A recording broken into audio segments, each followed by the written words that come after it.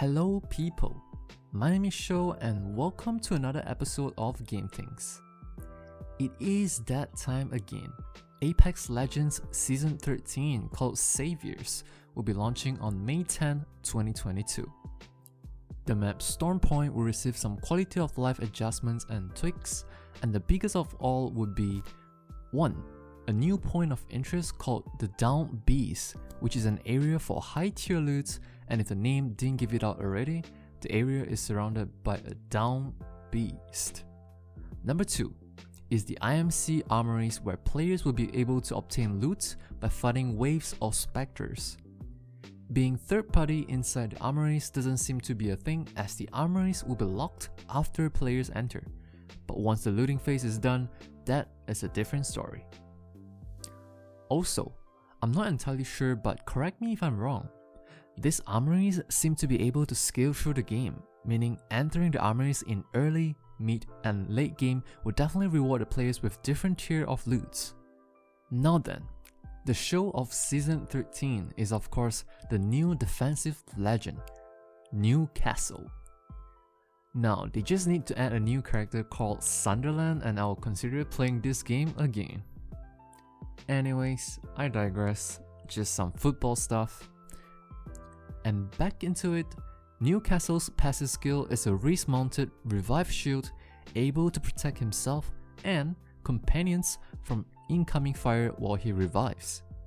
His tactical skill is a hover that deploys a big enough shield to cover from head to toes, and he's able to command the hover to move around while shielding. Lastly, his ultimate skill is to deploy shields or shield-like barricades that has respectable durability. Enemy who tries to push through the wall will get knocked back, and the thing I like the most about his ultimate is probably how he deploys it, like a true superhero. And finally, just a piece of information for those who plays ranked mode. All players will get RP whenever someone on their team gets a kill, and the RP cap for kills is removed. Assist timer has also been lengthened, however the amount of RP required in each division, aka your rank, bronze, silver, gold, plat, diamond, etc. will be increased by 200 RP. Of course, this is more of the TLDR, and if you are serious about rank mode, we'll make sure to include links down below in the description for a more comprehensive read into the rank mode changes. Next up, we have Hitman 3 revealing their updated roadmap for the game. The Freelancer game mode is a new single-player mode with roguelike elements, but still requires strategic planning, and most importantly, we get a customizable safe house of Agent 47 himself. The Freelancer game mode was originally planned for a spring release, however, developer IO Interactive have came out and say that they will need a little bit more time than expected, so the update for this game mode will be pushed back into second half of 2022. The next update for the game, which was planned for April release, will hit the game by May 24th. And we were told that we can expect more feature contracts than previous month for the upcoming May update.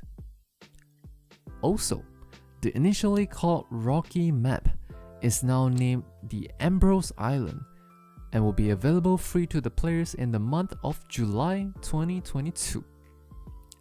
Should there be more details released in the upcoming months, we will keep you guys up to date, and that's why you should consider subscribing so that you won't be missing out on our future videos.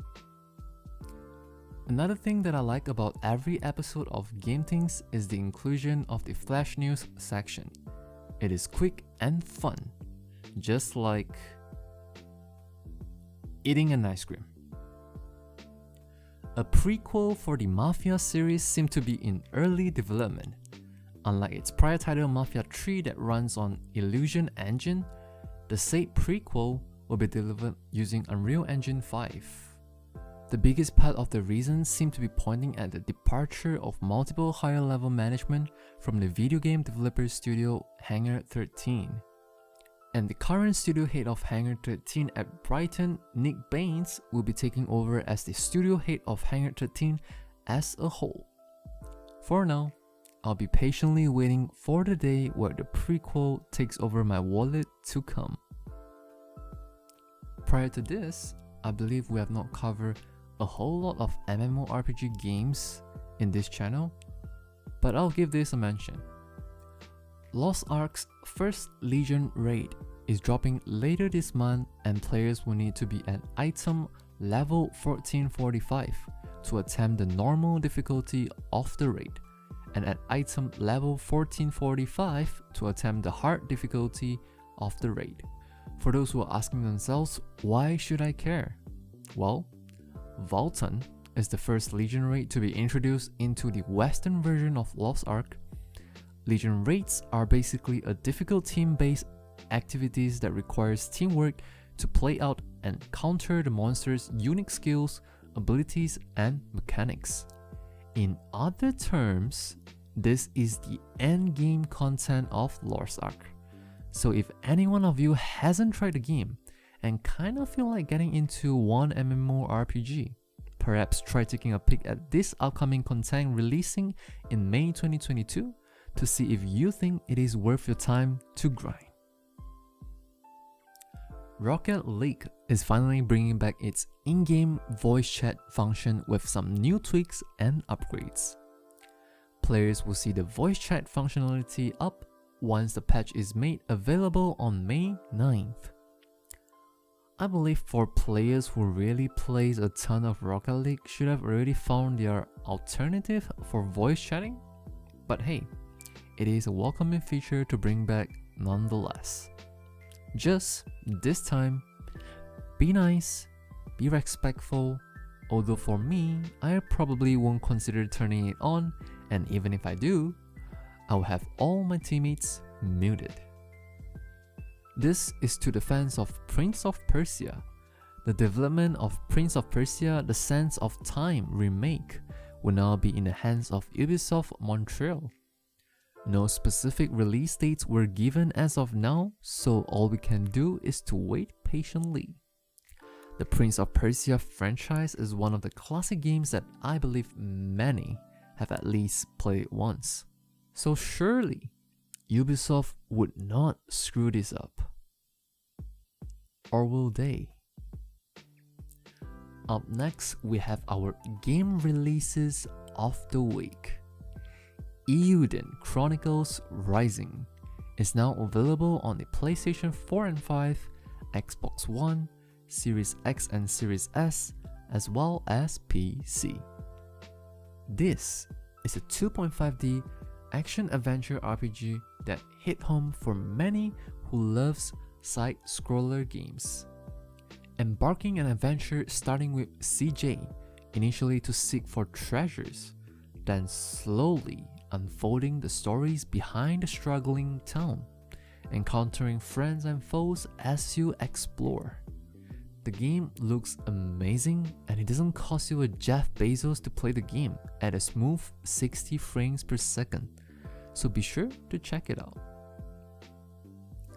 While this game was initially launched back in 2014 on PC, it has finally made its way to modern consoles on the PlayStation 5, Xbox Series X and Series S, as well as Xbox Game Pass. This War of Mine Final Cut. If you have not heard or played this game, I highly suggest you try it out, and I promise you'll be genuinely surprised by how much time you would have spent playing this game. This game tells you the experience of living through a war and stories that you would have otherwise untold from each and every personal perspective of the ordinary civilians. This has to be hands down one of the easiest game recommendation to those who just want to play some video games. The art, the atmosphere, the story, everything has come together so well. And in my opinion, it is worth every single penny that I've spent on this game. That is, if you haven't already owned the Xbox Game Pass, in which this was one of the games that had been added to the Game Pass library on May 10th. Finally, the third game release of the week that we are mentioning here at Game Things would be Evil Dead the Game, made available to the PlayStation 4 and 5, Xbox One, Series X and S, Nintendo Switch, as well as PC, all releasing on Friday the 13th. If you still couldn't see what this game is about, it probably means you didn't know what the original TV series of Evil Dead is about.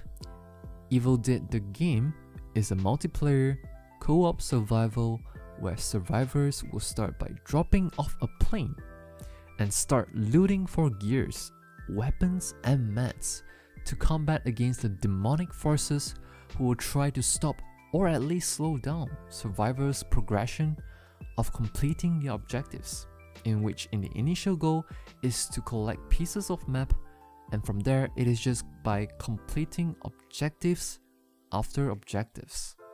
And if there's anything that I liked about the game, it is definitely not dropping off the plane, I swear. Jump scares is a thing in this game. There are also traps and summons from the demonic forces, all to build up the fear level of the survivor. Once the survivor's fear level hits a certain point, the demon can then possess the survivor and have control over the unit.